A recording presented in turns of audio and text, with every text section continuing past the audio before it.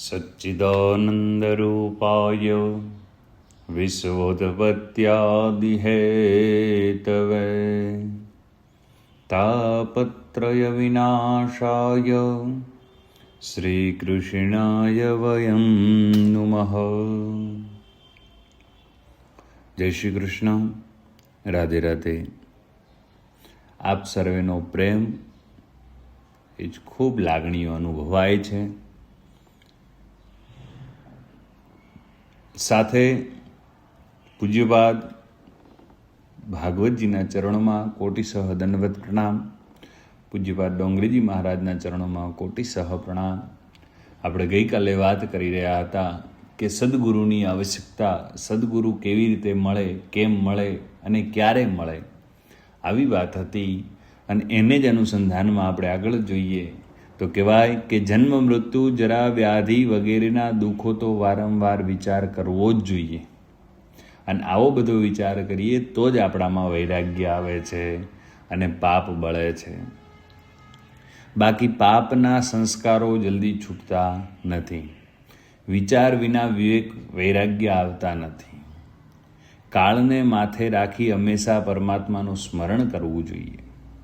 કાળને યાદ રાખો તો પાપ વૃત્તિ ઉદ્ભવશે નહીં। ભજન માટે બધા સમય અનુકૂળ છે। અનુકૂળ સમયની રાહ જુઓ નહીં। કોઈ અડચણ રહે નહીં, પછી હું ભજન કરીશ તો ભજન થશે નહીં। એક સુંદર મજાનું ડોંગરીજી મહારાજ દ્રષ્ટાંત આપે કે એક માણસ સમુદ્રમાં સ્નાન કરવા માટે સમુદ્ર કિનારે ગયો, પણ સ્નાન કરવાને બદલે તે ત્યાંને ત્યાં જ બેસી રહ્યો। લોકોએ તેને પૂછ્યું, ભાઈ સ્નાન કરો ને, કેમ બેસી રહ્યા છો? સ્નાન ક્યારે કરશો? તો તે પુરુષે શું જવાબ આપ્યો કે જુઓ ને, સમુદ્રમાં કેવા ઉપરા ઉપરી તરંગો અને મોજાઓ આવ જાવ કર્યા કરે છે। આ મોજાઓ જરા બંધ થાય, સમુદ્ર શાંત થાય, પછી હું સ્નાન કરું। શું સમુદ્રના મોજા બંધ થવાના હતા? સમુદ્રના મોજા બંધ થશે નહીં અને સ્નાન પણ થશે નહીં। આ સંસાર પણ એક સમુદ્ર છે, તેમાં અડચણરૂપી તરંગો તો આવ જાવ કર્યા કરવાના। એટલે કોઈ કહે કે અનુકૂળતા આવશે ત્યારે ઈશ્વર ભજન કરીશ, તો તમે ભૂલો છો કે જીવનમાં આવી સર્વાંગી અનુકૂળતા આવતી જ નથી। જેમ પેલો માણસ સ્નાન કર્યા વગર રહી ગયો, તેમ તેવા વિચારના મનુષ્યો પણ ઈશ્વરનું ભજન કર્યા વગર રહી જાય છે। જીવનમાં ભલે અડચણો આવે, પણ તમે તમારું લક્ષ્ય ભૂલશો નહીં। માટે પરમાત્માને મળવું છે, પરમાત્મા સાથે એક થવું છે, તો લોભી માણસનું લક્ષ્ય પૈસામાં હોય છે, તેમ મહાપુરુષોનું લક્ષ્ય પરમેશ્વરમાં હોય છે। ભગવાને ગીતામાં કહ્યું છે કે અંતકાલે ચ મામેવ સ્મરન મુક્ત્વા કલેવરમ યહ પ્રયાતિ સમદ્ભાવમ યાતિ નાસ્ત્યત્ર સંશય। અંતકાળે જે મારું સ્મરણ કરતાં કરતાં દેહનો ત્યાગ કરે છે, તે મને પામે છે। અંતકાળ એટલે જીવનનો અંતકાળ નહીં, પણ દરેક ક્ષણનો અંતકાળ, એટલે કે દરેક ક્ષણે પરમાત્માનું સ્મરણ, ચિંતન અને ધ્યાન કરવું જોઈએ। મરણને સુધારવા માટે પ્રતિક્ષણ સુધારવી પડે, અને તો જ જીવનના અંતકાળે ઠાકોરજીનું નામ સ્મરણ યાદ આવશે। તમે જેનું સતત ચિંતન કરશો તેનું જ અંતકાળે સ્મરણ રહે છે। સુખદેવજી કહે છે કે હે રાજન, મનુષ્યોનું જીવન આમ ને આમ પસાર થઈ જાય છે। રાત્રિ નિંદ્રામાં અને વિલાસમાં દિવસ પસાર થાય છે, જ્યારે દિવસ ધન કમાવામાં, ભાગદોડમાં અને કુટુંબનું ભરણ પોષણ કરવામાં થઈ જાય છે। રાત્રિનો જે સમય છે એ રાત્રિમાં નિંદ્રા અને વિલાસમાં પૂરી થઈ જાય, અને જ્યારે દિવસનો સમય છે એ ધન કમાવાની ભાગદોડમાં પૂરો થઈ જાય છે। એટલા માટે સુંદર મજાના ભાગવતજીના બીજા સ્કંદના પ્રથમ અધ્યાયની અંદર ત્રીજો શ્લોક એવું કહે છે કે નિદ્રયા હ્રિયતે નક્તમ વ્યવાયેન ચ વાવય દિવાચાર્થે હ્યયા રાજન કુટુંબ વર્ણે નવા। કે મનુષ્યોનો ઘણો ખરો સમય નિદ્રામાં અને અર્થોપાર્જન કરવા પાછળ જ જાય છે। ઘણો ખરો સમય વાતો કરવામાં જાય છે, અને કેટલાકનો તો ઘણો સમય સારા વાંચનમાં જાય છે।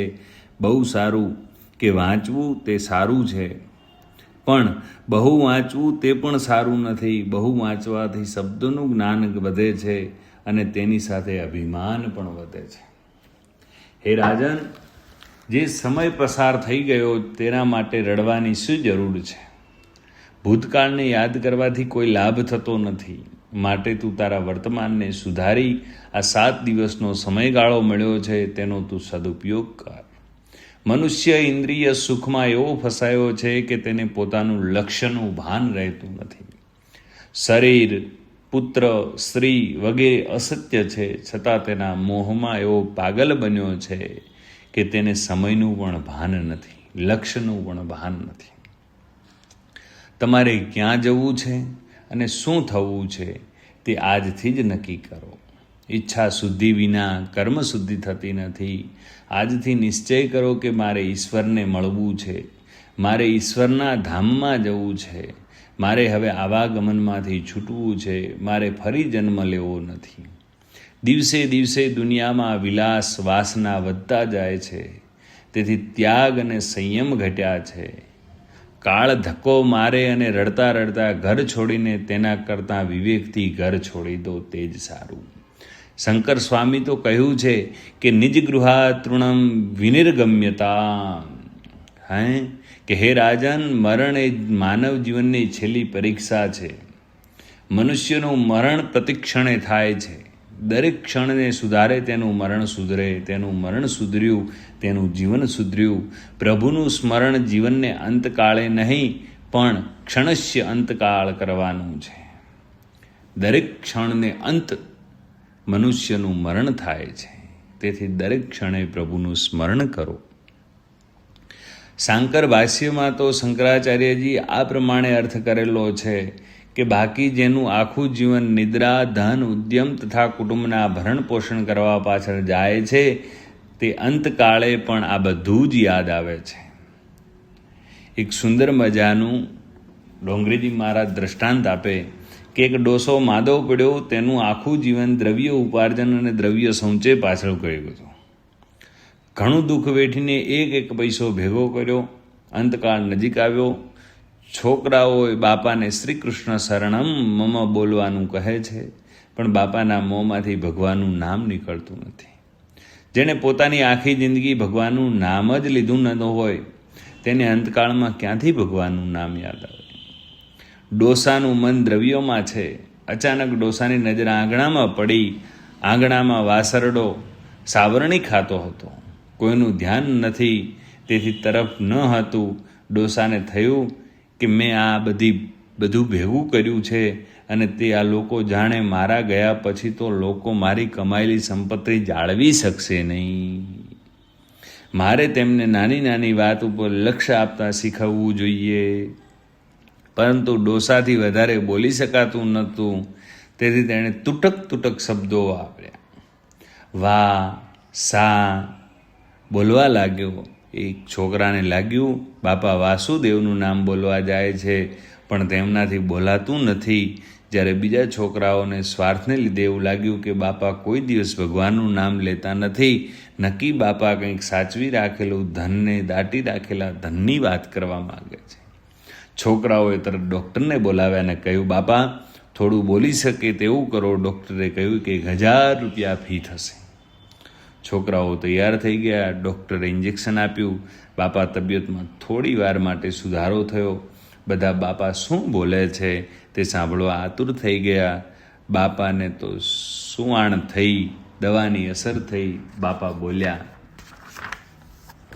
અરે ડોબાઓ, મારી સામે શું જોઈ રહ્યા છો? ત્યાં પેલો વાસરડો ક્યારનો સાવરણી ખાય છે. આટલું બોલતા બોલતા બાપાએ દેહ છોડ્યો. આવી દશા તમારી ન થાય તે જોજો. આ વાત હસવા માટે નથી કહેતા, કથા સાવધાન થવા માટે કહે છે. એકલા લક્ષ્મીજી આવે તો રડાવીને જાય, પણ સાથે ઠાકોરજી આવે તો સુખી કરે. કાળ મૃત્યુની નિશાનીની અંગે લોકો કહે છે કે કાળ આવવાનો છે, તેની ખબર કેવી રીતે પડે? શું એ ટપાલ લખીને આવે છે? હા, કાળ તમને સાવધાન કર્યા પછી આવે છે. કાળ આવતા પહેલાં કાગળ લખે છે, પણ કાળનો કાગળ કોઈને વાંચતા આવડતું નથી. ઉપરનું છાપરું ચાંદીનું થવા લાગે એટલે કે વાળ સફેદ થવા લાગે ત્યારે સમજવું કે કાળની નોટિસ આવી છે. દાખલા તરીકે કે દાંત પડી જાય ત્યારે સમજવું કે હવે દૂધ ભાત ખાઈ પ્રભુનું ભજન કરવું છે. પરંતુ લોકોને દાંતનું ચોકઠું બનાવડાવે. ચોકઠું હોય તો પાપડ ખવાય ને? અરે ક્યાં સુધી ખાશો? ખાવાથી શાંતિ મળતી નથી, ખાવાથી વાસના વધે છે. મનુષ્યો આ બધી નોટિસો કવરો ખોલ્યા વગર જ મૂકી દે છે. શાસ્ત્રોમાં મૃત્યુની નિશાની અનેક રીતે બતાવી છે. અરુંધતીનો તારો દેખાય નહીં તો માનવું કે 1 વર્ષમાં મૃત્યુ નજીક છે. સ્વપ્નમાં શરીર કાદવમાં ખૂંપતું દેખાય તો માનવું કે 9 માસમાં મૃત્યુ નજીક છે. સ્વપ્નમાં પ્રજાપતિના હાથી ઉપર સવારી નીકળતી દેખાય, તમે ગધેડા ઉપર બેઠેલા હો તો માનવું કે 6 મહિના બાકી છે. કાનમાં આંગળી નાખ્યા બાદ અંતરધ્વનિ સંભળાય નહીં તો માનવું કે 8 દિવસમાં મૃત્યુ છે. મૃત્યુના લક્ષણો જાણી ગભરાશો નહીં. આ લક્ષણો સાવધાન થવા માટે બતાવ્યા છે. આ કથા સાવધાન થવા માટે છે. ડોંગરીજી મહારાજ સુંદર મજાનું કહે છે, પ્રભુ ભાગવત સાંભળો. આપને એવું થાય કે યુટ્યુબના માધ્યમથી જે મળી રહ્યું છે એ શા માટે હશે? પણ આપણને ક્યાંક ને ક્યાંક સમજવા માટે છે. આપના વડીલોને સંભળાવો, આપના માતા પિતાને સંભળાવો, આપ સાંભળો. આમાંથી ઘણું બધું શીખવા મળશે. ત્યારબાદ કે ભાગવતની કથા સાંભળી પરીક્ષિત 7 દિવસમાં મુક્ત થયા છે. મરણને સુધારવા ભાગવત શાસ્ત્ર જ છે જે જીવનને સુધારે છે અને મરણને સુધારે છે. રાજન, મરણને સુધારવું હોય તો પ્રત્યેક ક્ષણને સુધારો. રોજ વિચાર કરો, મનને વારંવાર સમજાવો કે ઈશ્વર સિવાય મારું કોઈ નથી, આ શરીર પણ મારું નથી, કારણ કે એક દિવસ તે છોડવું પડશે. જ્યારે મારું શરીર પણ મારું નથી તો બીજું કાંઈ તો મારું ક્યાંથી હોઈ શકે? કારણ સર્વ સંબંધો શરીરથી ઉત્પન્ન થયા છે. હંમેશા ભાવના કરો કે મારું કોઈ નથી, હું કોઈનો નથી. આમ કરવાથી મમતા દૂર થશે. અપરિગ્રહી રહો. સંગ્રહથી મમતા વધે છે. તૃપ્તિ ભોગમાં નહીં, ત્યાગમાં છે. સમતા સિદ્ધ કરવા સૌને સાથે મમતા રાખો. વ્યક્તિગત મમતા દૂર કરો. ઇન્દ્રિયોને ભોગથી શાંતિ મળતી નથી, પણ પ્રભુ સ્મરણથી, પ્રભુ સેવાથી શાંતિ મળે છે. દેહ જ દુઃખનું કારણ છે. દુઃખ ભોગવવા માટે આ દેહ મળ્યો છે. પાપ કર્યું ન હોત તો આ દેહ જન્મ શા માટે મળત? દેહ ધારણ કરવો એ પાપ છે. સુખદેવજી કહે છે કે રાજન, માનવ શરીર ભોગ ભોગવવા માટે નહીં પણ ભજન અને કરીને ઈશ્વરને પ્રાપ્ત કરવા માટે મળ્યું છે. માટે સતત તેનું સ્મરણ કરતા રહો. જીવન એવું જ બનાવો કે મૃત્યુના સમયે ભગવાનની યાદ આવે. જીવ શિવ થવા પ્રયત્ન કરતો નથી, બાકી તો જીવ શિવ થવા માટે જ સર્જાયો છે. જ્યારે જીવ ઈશ્વરને કહે છે કે હું તમારો છું તો સંબંધ અપૂર્ણ છે, પરંતુ ઈશ્વર જીવને કહે કે તું મારો છે તો સંબંધ પરિપૂર્ણ છે. પાપને ટાળો, પુણ્ય કાર્ય તરત કરો. પરમાત્મા આપણને પાપની પ્રવૃત્તિમાં જોડતો નથી, પરંતુ જન્મો જન્મમાં સંચિત સંસ્કારથી પાપ કરવાની પ્રેરણા થાય છે. એને અમલમાં મૂકતા બંધન થાય છે. એકાંતમાં પ્રભુ ભજન કરો. એકાંત જલ્દી મનને એકાગ્ર બનાવે છે. એક ઈશ્વરમાં સૌનો અંત કરવાનો અને એકાંતમાં મનને એકાગ્ર કરવા માટે એકાંતમાં બેસો. ગૃહસ્થ ઘરમાં સમભાવ રાખી શકતો નથી, કારણ કે ગૃહસ્થાશ્રમ વ્યવહારોનો વિષમતાથી ભરેલા છે. ત્યાં સમતા રહી શકતી નથી. ઘરમાં ભોગના પરમાણુ ભરેલા હોવાથી ઘરમાં સતત પરમાત્માનું ધ્યાન થઈ શકે નહીં. એટલે ભાગવતમાં સુખદેવજીએ સ્પષ્ટ કહ્યું છે કે જેનું મરણ સમીપ આવ્યું હોય તેણે ઘરનો ત્યાગ કરવો જોઈએ. ધૈર્યની સાથે ઘરને છોડો તો જ મરણની તૈયારી થઈ શકે.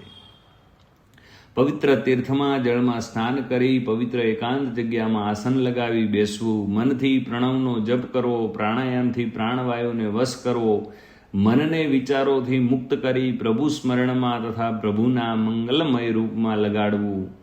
એકાંતમાં બેસી પ્રથમ મનનો પ્રાણાયામ કરવો. મનનો સંબંધ પ્રાણ સાથે અને પ્રાણ સ્થિર થાય તો મન સ્થિર થાય.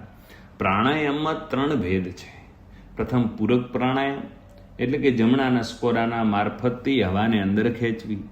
કુંભક પ્રાણાયામ એટલે કે ખેંચેલી હવાને સ્થિર કરવાની. ત્યારબાદ રેચક પ્રાણાયામ એટલે કે ડાબા નસકોરાથી શ્વાસને બહાર કાઢવો. આ બધી યોગની પ્રક્રિયા છે. યોગને પણ ભક્તિનો સહકાર હોવો જોઈએ. યોગને જો ભક્તિનો સાથ ન હોય તો યોગીને બદલે રોગી બની જવાય. ભક્તિ વગરનો યોગ રોગને ઉત્પન્ન કરે છે. ભક્તિ વગરનો યોગ સાધક નથી થતો, પણ ઘણીવાર બાધક થાય છે. ભક્તિ સાથે યોગ કરે તો જ પ્રભુ સંયોગ થાય છે. યોગથી યોગી મનને સ્થિર કરી શકે, પણ હૃદય વિશાળ થતું નથી. જ્ઞાનને ભક્તિથી હૃદય વિશાળ થાય છે. તેથી પૂરક પ્રાણાયામ એવી ભાવના કરવાની કે પ્રભુને તેજોમય સ્વરૂપ મારા હૃદયમાં આવે. કુંભકમાં બ્રહ્મ સંબંધ ભાવના કરવાની. મારા પ્રભુનું હું આલિંગન આપું, તેમની સાથે મારું મિલન થયું છે. જો બ્રહ્મ સંબંધ સતત ટકે તો મુક્તિ મળે. પરંતુ મનથી સંસારના વિષયોને મારામાં પ્રભુ સાથે હું એક થયો છું, હું ભગવાનનો બન્યો છું, એટલા માટે બધા દુષ્ટ વિચારો બહાર નીકળે, મારી વાસના બહાર નીકળે. જ્યાં સુધી લૌકિક વ્યવહારમાં કંઈક કરવાનું છે ત્યાં સુધી મન ઠરવાનું નથી. બધાનો સંસાર બહારનો સંસાર, પણ મનમાં સંસાર ભજનમાં વિક્ષેપ કરે છે. મનમાં 2 પ્રકારના મળ કયા છે? સ્થૂળ મળ, સૂક્ષ્મ મળ. સ્થૂળ મળ સાધારણ તપ, વ્રત, ઉપવાસ દૂર થાય છે. સૂક્ષ્મ મળ તીવ્ર ભક્તિ વગરનો નીકળતો નથી. તેથી સુખદેવજીએ આરંભમાં વિરાટ પુરુષનું ધ્યાન કરવાનું કહ્યું છે. વિરાટ પુરુષની ધારણા વગર મન શુદ્ધ થશે નહીં. સુખદેવજી કહે છે કે અમારી નિષ્ઠા નિર્ગુણ છે, તથાપિ શ્રી કૃષ્ણ પ્રભુની લીલાઓ બળપૂર્વક મારા મનમાં વારંવાર ખેંચી લે છે. તેથી ભાગવત મહાપુરાણનું અધ્યયન કર્યું અને તે હું તને સંભળાવીશ. સર્વશાસ્ત્રોનો સાર એ જ છે કે ભગવાનના નામોનું પ્રેમથી સંકીર્તન કરવું. સર્વશાસ્ત્રો વાંચો, વિચારો, એટલું યાદ રાખજો કે શ્રી હરિનારાયણ જ સત્ય છે. જે સર્વશાસ્ત્ર ઉથલાવી જોયા, વારંવાર તેનો વિચાર કરી જોયો, પણ તેમાંથી એક જ સાર નીકળ્યો કે સર્વનું ધ્યેય એક નારાયણ હરિ જ છે. સર્વશાસ્ત્રો વાંચી વિચારીને નિશ્ચય કર્યો કે એક જ ભગવાનનું ધ્યાન કરવું. નિર્ગુણમાં નિષ્ઠાનું નામ ન થાય ત્યાં સુધી મનમાંથી રાગ દ્વેષ જશે નહીં. સગુણ નિષ્ઠા રાખો, નિર્ગુણ ન માને તેથી ભક્તિ અધૂરી છે. એમ નિર્ગુણમાં નિષ્ઠા રાખી સગુણમાં ભક્તિ કરો તો જ આવી રીતે સદગુરુ મળે છે. આપણી જે વાત હતી કે સદગુરુ કેવી રીતે મળે, તો આ જ પ્રમાણે સદગુરુ સાચો માર્ગ આવી રીતે મળે છે. આપ સૌ ખૂબ હૃદયથી સાંભળશો, આપને ખૂબ આનંદ આવશે એવી અભિલાષા સાથે જય શ્રી કૃષ્ણ. રાધે રાધે.